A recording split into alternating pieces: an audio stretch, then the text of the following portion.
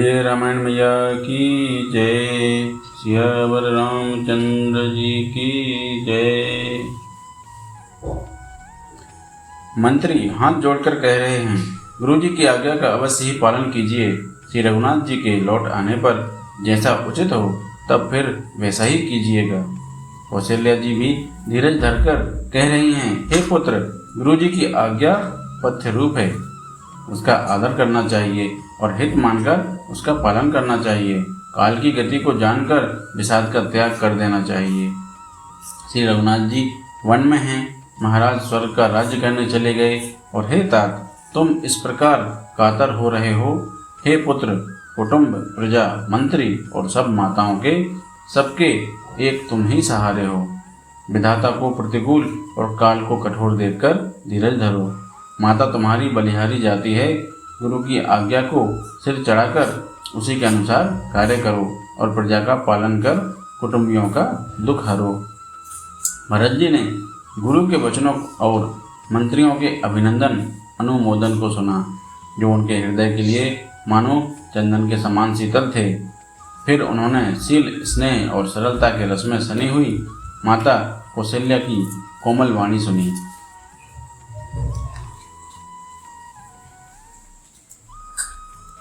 सरलता के रस में सनी हुई माता की वाणी सुनकर भरत जी व्याकुल हो गए। उनके नेत्र कमल जल आंसू बहाकर हृदय की विरह रूपी नवीन अंकुर को सींचने लगे। नेत्रों के आंसुओं ने उनके वियोग दुख को बहुत ही बढ़ाकर उन्हें अत्यंत व्याकुल कर दिया। उनकी वह दशा देखकर उस समय सबको अपने शरीर की सुध भूल गई। तुलसीदास जी कहते हैं, स्वाभाविक प्रेम की सीमा श्री भरत जी की सब लोग आदरपूर्वक सराहना करने लगे। धैर्य की धुरी को धारण करने वाले भरत जी धीरज धरकर कमल के समान हाथों को जोड़कर वचनों को मानो अमृत में डुबोकर सबको उचित उत्तर देने लगे।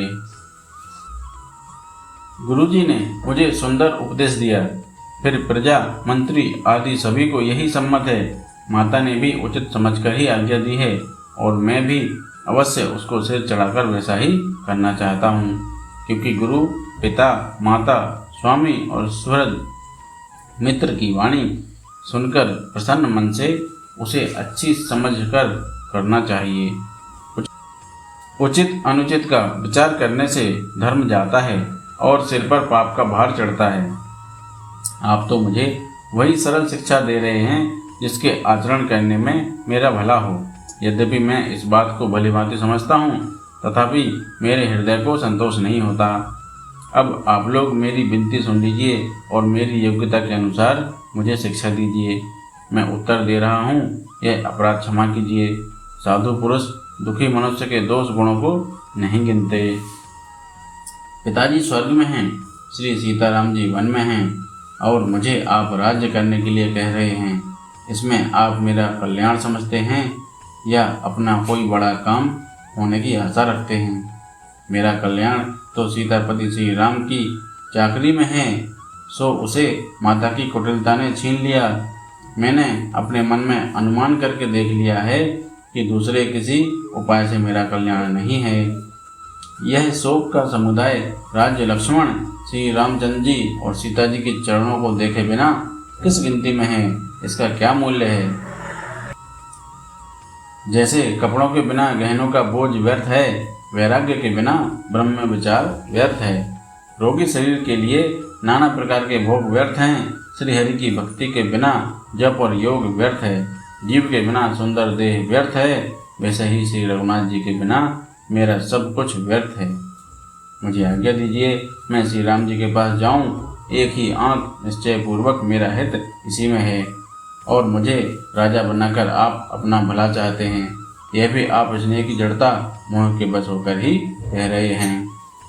कैकेयी के पुत्र, कुटिल बुद्धि, राम विमुख और निर्लज्ज मुझसे अधम के राज्य से आप मोह के वश होकर ही सुख चाहते हैं। मैं सत्य कहता हूँ, आप सब सुनकर विश्वास करें। धर्मशील को ही राजा होना चाहिए।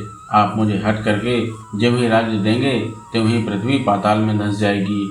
मेरे समान पापों का घर कौन होगा जिसके कारण सीता जी और श्री राम जी का वनवास हुआ?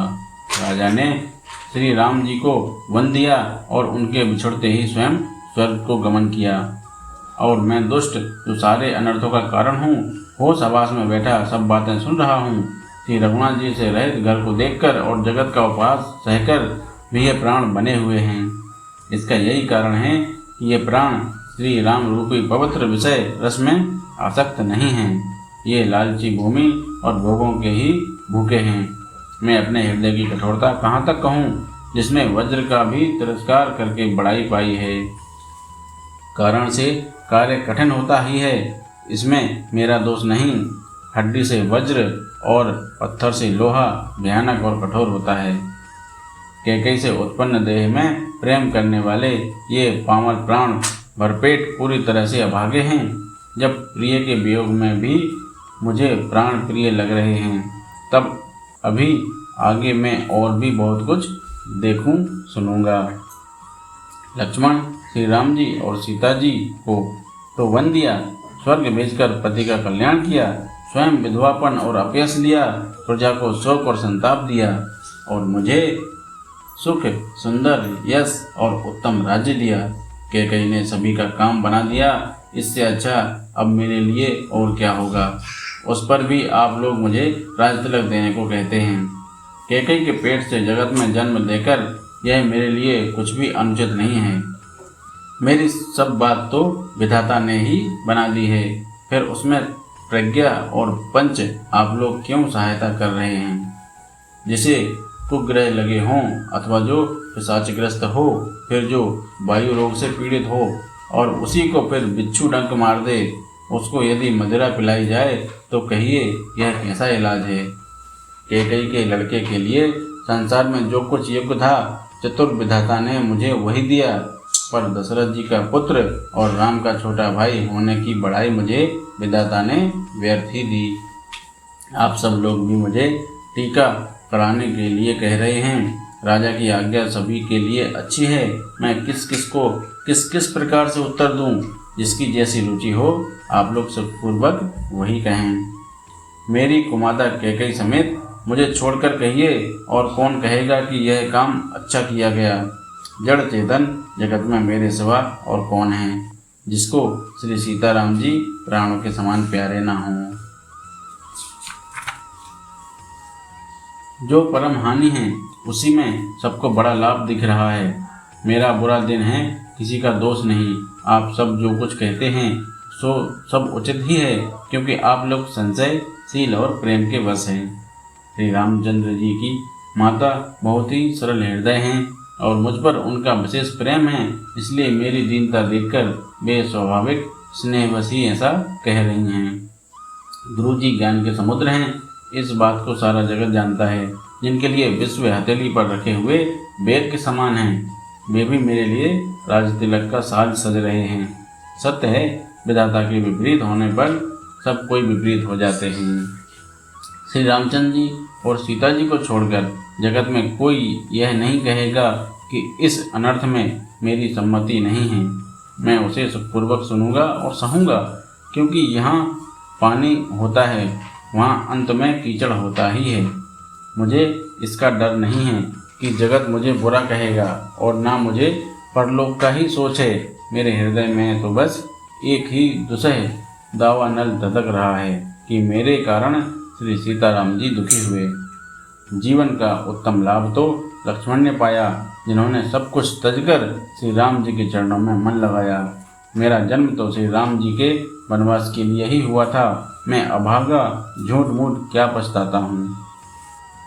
सबको सिर झुकाकर मैं अपनी दारुण दीनता कहता हूँ। श्री रघुनाथ जी के चरणों के दर्शन किए बिना मेरे जी की जलन न जाएगी। बोलिए सियावर रामचंद्र की जय। बोलिए रमण मैया की जय।